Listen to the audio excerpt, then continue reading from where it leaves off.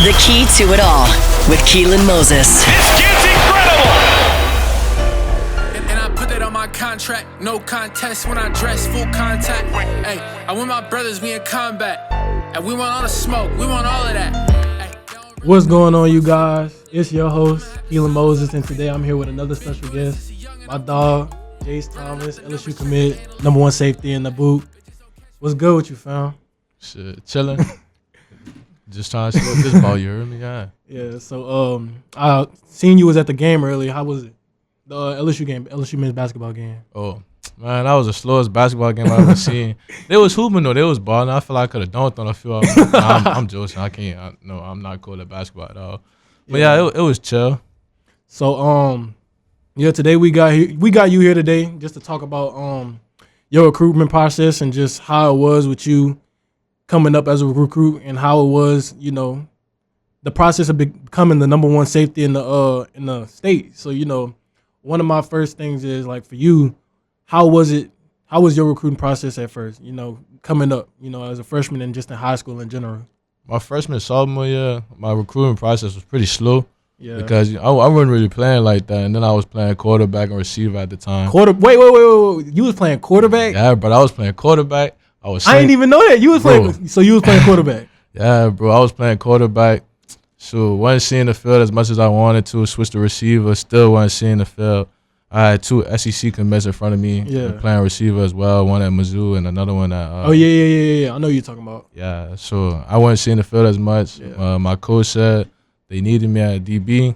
Over the summer, I started working hard, and then got to where I wanted to be at DB, and then the rest is just history from now. So what you played before you played DB? Quarterback or receiver? Quarterback, receiver, tight end, kicker, everything, bro. So basically, whatever the coach needed you to play, you did it. Yeah, brother, pretty much. So prior to that, I mean, what got you in the ball in the first place?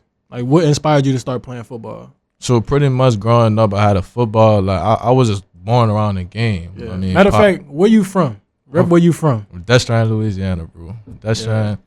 But pretty much growing up, I was born around the game of football. Pops played it. I mean, pretty much everybody in my family played it. And then, you know, just wanting to continue the legacy, but build some of my own.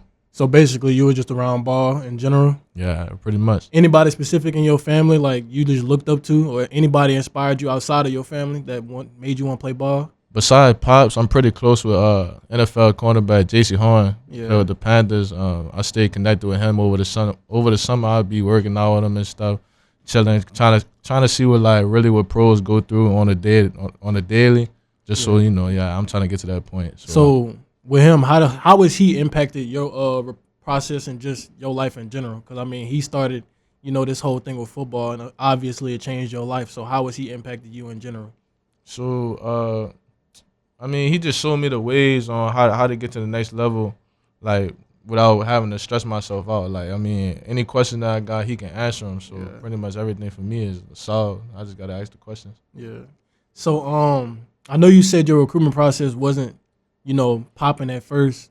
What was basically, like, how did it get popping? Like, what was your first offer? Like, how did it start? So my first offer was Ole Miss. Yeah, matter of fact, take us through that, you know, the feeling and just, you know, how'd you get to that point? So, spring practice, 101s, they had buku coaches there, Ole Miss, Alabama, etc. They wasn't really looking at me at all. To be honest, they didn't even know my name. Yeah. During 101s, I had made a few plays, and the simple basic questions like, who are you, what position you play, what grade you in. And then as the day went on, I mean, they started recording my reps, and then I got like 3 or 4 calls in the same day.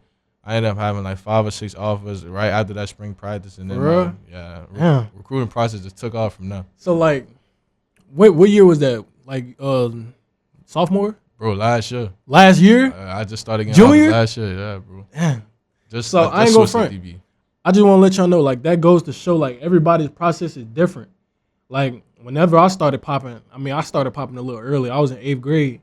But, I mean, that just goes to show you just got to be patient. You know, like, he moved from position to position. That's what I'm hearing. The boy was at quarterback, receiver. What else?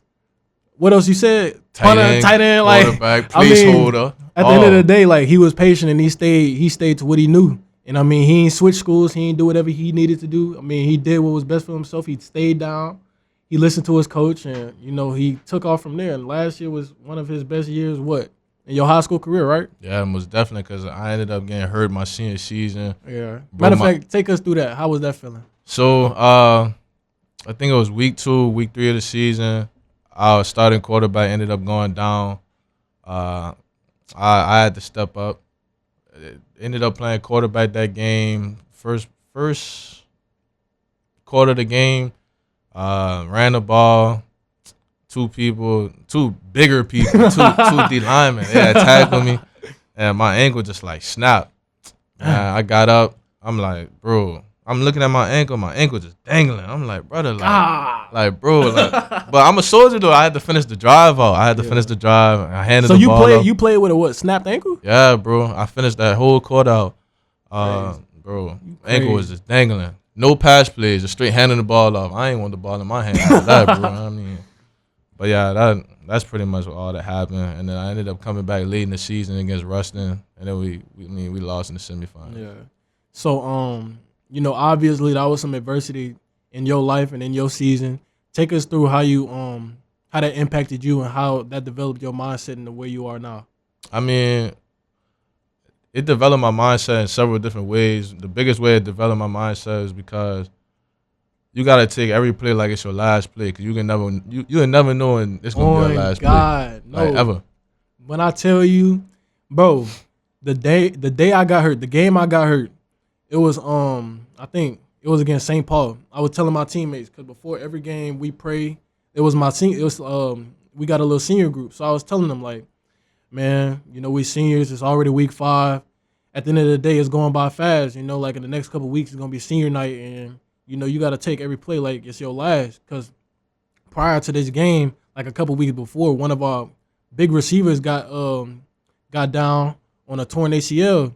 So that kind of changed our perspective on things, and low-key brought us together, because it's like, man, like a season-ending injury like that in your senior season, like it hit different, especially not knowing where you're going to go afterwards.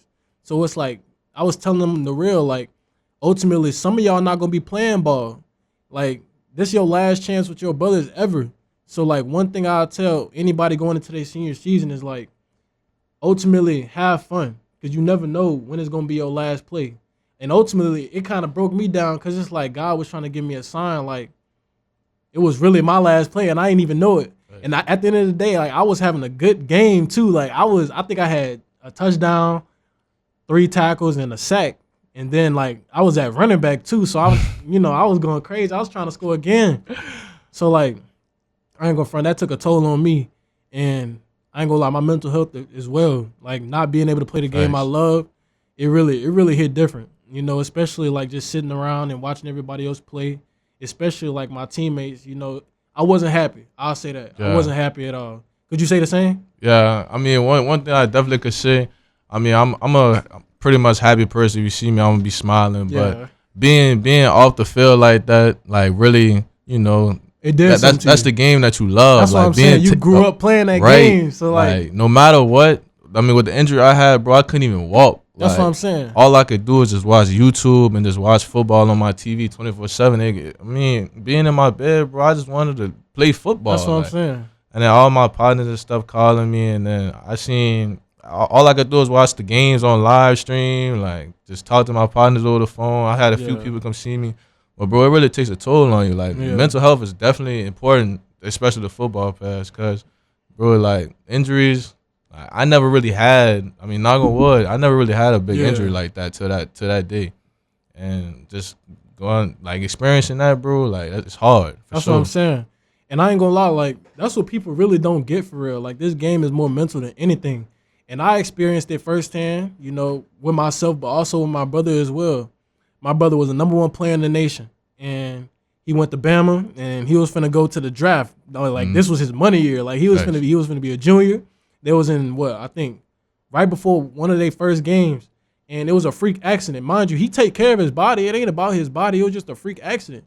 And he just ended up tearing his ACL. And I remember, I felt so bad for dude. Like, ain't no coming back from that. Like, you really got to stay down and stay faithful at the end of the day, because there's going to be times where you feel like you by yourself in that process. I mean, at some points you are, but you got to have a great supporting staff or, like, supporting people around you. But, like, you going through it by yourself. Like, you the one that's going through it. So, like, nobody really know what you thinking. Nobody know what's going on in your head.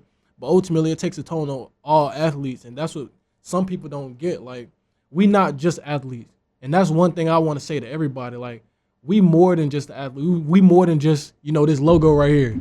We more than all that. So, like, obviously we represent the institution and university, but we also have that name on our back as well.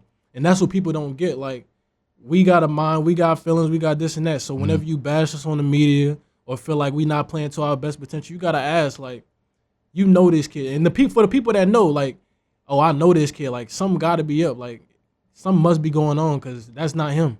So that's what people don't really get. But besides that part of adversity, what else has helped you throughout your recruiting process and getting better? Not even just physically, but mentally as well. Like, how have you grown throughout your recruiting process? A lot of people helped me throughout my recruiting process. Yeah. Coaches, trainers, teammates. I mean, I got amazing teammates that push me to be the best me every day. And then especially my coaches. My coaches been knowing my potential since I was a freshman coming in, 8th grade coming in. Like, they just want the best for me. So being able to go in the building every day and know I'm gonna be held to a high standard, bro. I mean, that's gonna put a chip on your shoulder every day, because you got people looking up to you. Like, you could be a nobody, and you gonna have, like, little kids looking up to you. Like, you don't know how much that means to somebody. That's what I'm saying. To see you working out, putting that work in. Like, they won't be in your shoes. So I try not to take nothing for granted. That's something that inspired me as well. Like, the other people that watch me, and the little kids, the little fans or whatever, like, once again, I got it tatted on me. Be the difference. Thanks. And one thing I want to say to everybody is, like, you can always be the difference in whatever you do. And that's something I live by. That's something I thrive to do every single day, is inspire. I do everything to inspire the other. Ultimately, I know there's other people looking at me to, do great things. But whether or not it's in football or not, I want to inspire. So that's just me. But ultimately, one thing I want to ask you is, leading up to your recruiting process, what led up to you getting signing to LSU? LSU has always been my dream school for sure. I mean, I tried to play games with people in mind, but a lot of people knew where I was going for sure.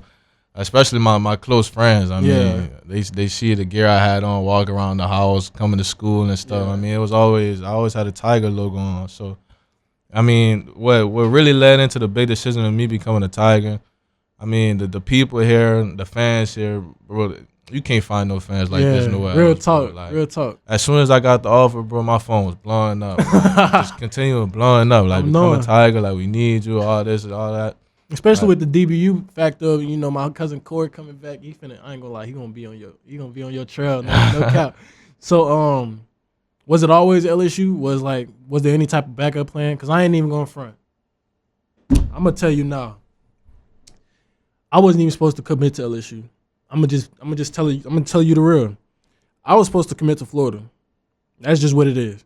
I was gonna go to play under Coach Jay Bateman, and obviously my cousin who was there as well. But right before I was finna commit, they fired their whole defensive staff.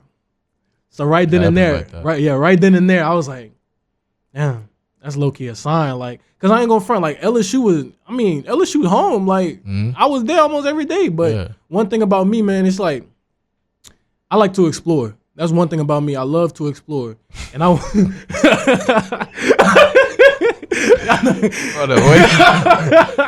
hold on, bro. That's crazy, bro. That's a crazy flag. But yeah, that's just me. One thing about me is I like to explore, and I loved what the energy Florida was giving me. And with them being from UL, like majority of their staff was from UL, like Billy Napier, the running backs coach. I mean, majority of them people was from Louisiana. So like they made it feel like home away from home in a way. And I just wanted to be different in a way. But ultimately, I don't know, I just ended up choosing him because, I wouldn't even say LSU was my second option. It was a hard decision, and I don't know. I don't know what would have happened if I committed there, but that's just something I wanted to tell y'all. But ultimately, I'm a Tiger at heart, so that's just what it is. I mean, I never had a change of mind. I know I was probably gonna get some bigger offers later in my recruitment. I didn't get LSU till about late June, late July. So I had, of course, I mean, it's crunch time. So I started thinking about like, what if I didn't get the offers that I wanted? Yeah. Where would I go? So I mean, Houston was up there, Ole Miss was up there, Colorado was up there. I mean, I wanted to be coached by Deion. Who doesn't? That's what I'm saying, especially as a DB. Like, Yeah. man, that's the best DB in the ever. So like, I mean, that's a DB dream to go up there and play for him. But this picture right here came from the camp, literally moments after I had got the offer. So I mean, after this moment, I knew in my head I was committed. I mean, I had historic picture right here. For real, I had told my people and all. Like, I mean, I'm pretty much sold. Like, Coach BK had offered me himself. I ended up finishing the camp. I didn't stop, continue the ball, but I ended up running a 4.4 at the camp. I balled in all my drills, and I had told my people like, this is where I'm coming. I mean, I'm going to LSU.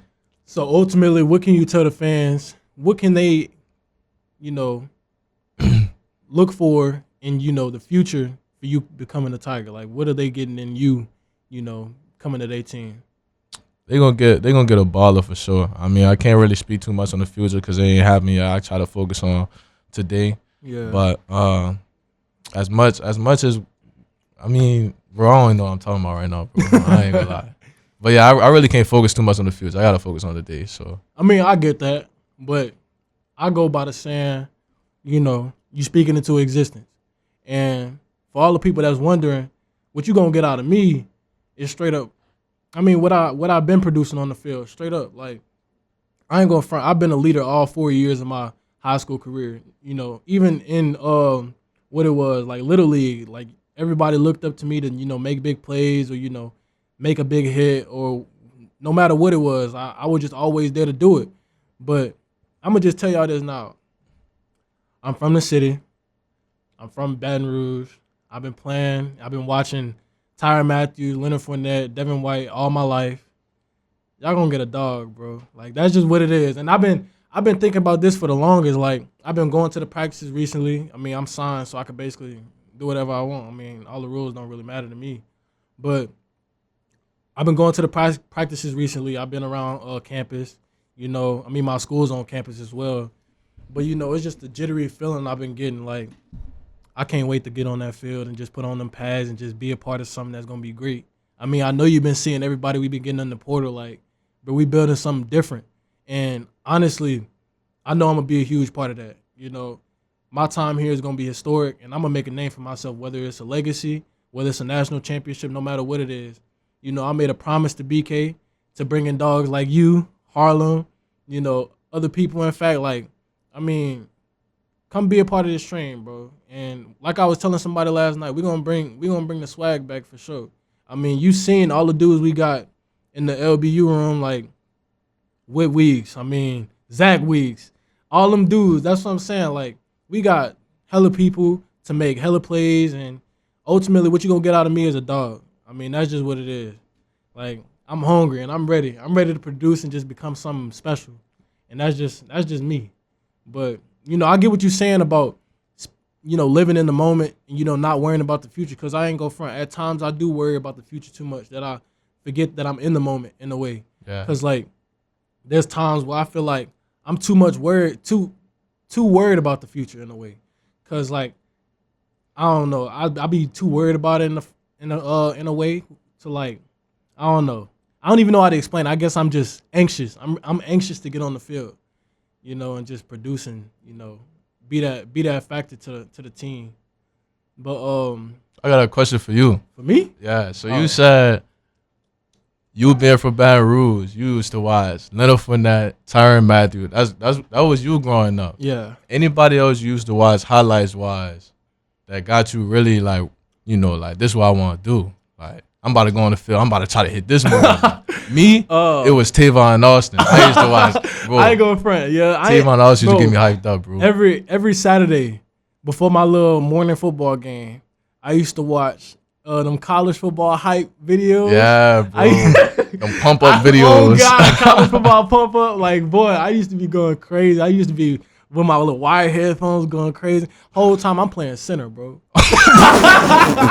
Whole time I'm playing That boy center, playing bro. center, listening to Bro, the pump up videos. That's what I'm saying. But yeah, I ain't gonna lie. One of my biggest inspirations was, I mean, I said this before, but like watching my brother in his recruiting process, like traveling with him, and really watching him and how far it took him. That was one of my biggest inspirations. But like, one play I used to watch, Tyrann Mathieu. I mean, even though I didn't play his position, like, it was just like the animal he had in him. Like, he was different. Yeah, That's just what it was. I mean, his mentality, you wasn't going get over him in any way. facts. And he was small. I ain't gonna front. He was small, but like he had that dog in him for sure. But you said it was Tavon Austin, huh? Tavon Austin and Cam Chancellor highlight videos, bro. That's all you would see on my YouTube feed, bro. Cam Chancellor hits and Ed Reed, bro. For real? That's it. So what you played in Little League? Same thing? Bro, I played defensive end. Bro, I played defensive end and linebacker, bro. I was a little smaller and a little more heavy set before I like hit puberty and started growing and stuff. But back then, bro, I used to play anything on the line.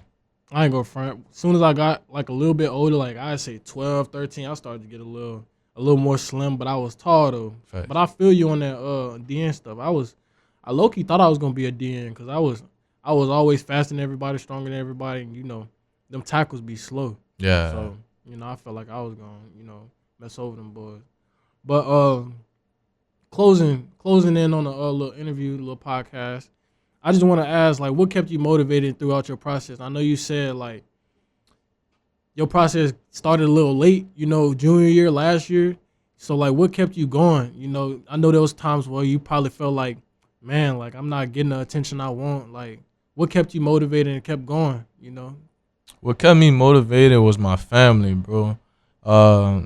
You always want to be that person that your family could lean on and, like provide for your family and do everything on your own. And then you just got to think, I mean, I said I don't think about the future too much, but I want to have my future family set up like that's for what good. I'm saying. Like I want to make sure my mama's straight, I want to make sure my dad's straight, and I want to make sure my future kids straight. That's I what want I'm to make saying. sure they future kids straight. Like, Yeah, you want some generational wealth type stuff. I Yeah. feel you. Because, I mean, I feel like that's my dream as well. Like, if it doesn't come down to football, I want to make sure I make an impact in everybody's life. But not only mine, but like you said, my future family as well. I want to make sure I set them up to, be able to have a name for themselves. But, whenever they hear the name Moses, it's like, oh, you Keylan Moses? Yeah. Like, Yeah. I want to make that type of impact no matter what it is. So, following that question, I know you said, you wanted to do it for your family or whatever. But, like, was there any part of the process that you felt was, like, overwhelming in a way? Not gonna lie. Everybody want them offers until them calls start coming in at 1 a.m., 6 a.m. Boy, and you got them coaches blowing your phone up, bro, and waking you up out your sleep. Like, what you doing? What's mama doing? Like, I didn't know it was a different time zone. Like, I'm sorry, but we got to get this done at a certain time. Yeah. Like, bro, that's overwhelming, bro. And you got some coaches that try to, like, they'll be like, all right, you got a week to commit or we're going to pull you off and give it to somebody else. Like, They said that to you? bro, so many coaches, bro. Like, I ain't even gonna front. I ain't never heard of that. just to try to get me to commit. For real? But in my head, I'm like, okay, you could tell me all you want, but I mean, I know where I'm going. I'm gonna try to hold it out. I mean, I had a specific date that I was committed on, was my birthday. Yeah. I think you committed on your birthday too, Yeah. huh? Yeah. So I mean, I had a specific date, which was July 13th. That's my birthday. Yeah. I wanted to commit on that day. A lot of coaches. I ain't gonna say no names, no schools, but. A lot of coaches said a few things that overwhelmed me as a 16, 17-year-old kid that got to make some big decisions to set my family up, my life up. So I wonder if coaches ever really think about that though. Like, whatever they say, like, man, I'm actually listening to you. So like, whenever I went on a recruiting visit, like, you can't just tell me anything. Like, I'm sitting here listening to you, and while I'm listening to you, I'm sitting here researching this. Make sure you're not, trying to play me in a way. Because like, what people don't understand is like. Everybody, like you said, everybody want the stars, everybody want the name, but don't nobody know what really come with that. Like, facts, I got something to say after that too. Like, real talk, like, y'all don't understand how much stuff I've been through mentally. Like, everybody trying to be on my trail. Like, you know, I don't even know how to explain it in a way, but let's just say it was really overwhelming for me in a way. You know, not only that, everybody was on my trail about, you know, my brother as well. You know, trying to live up to his spotlight was real hard for me. And trying to be just like him was even harder in a way. Like, bro, if I had somebody to just talk to about my recruiting process, about how overwhelming it was in general, I feel like I would have been 10 times the better player I was with my sophomore, junior year. I feel like I was so in my head that I missed out on a lot of opportunities on the field and off the field. So that's one thing. Once again, like, mental health matters. And once you got the spotlight, you got to know how to control it. You got to know how to take it in, because, like, you can either get the big head or just let it, you know. That's what I'm saying. You really got to be mentally prepared for like, what's going to come with these offers and these stars, because, bro, you could either be the, you know, in the spotlight, or you could really be getting hated on. Like, exactly. You going to get both sides regardless of who you are. And it be the people that's going to be closest to you hating on you, and you don't even know it. Like, I done had a few people I done had to cut off because of that. Because it's like, I see you here sneak dissing on me, but it's like, dog, we supposed to be family. Like, even before this name and likeness stuff, like, I mean, like, we was family, dog. Like, I'm still the person I was before. I'm still Keylan Moses. I'm still Key. Like, we grew up together. So, like, there was a lot of lost bonds and lost people in the past that I had to put up. But, you know, ultimately it was for the better. You know, you got to keep your circle small in this process. And make sure many people aren't here for a ticket. You know, there's going to be people in this process that feel like they could get something out of you, and you got to know what's real and what's not. And going into this football stuff, you know, if you want to really take it serious, you're going to have to realize there's many aspects to it. Like I said, you're going to have to realize who really real. You're going to have to realize who you got to be, who going to be in your circle. You got to realize your training. Like, there's a lot that goes into it that many people don't understand. So if you really want it, I mean, you got to be ready, like you said, ready to take in all the stuff that come with it.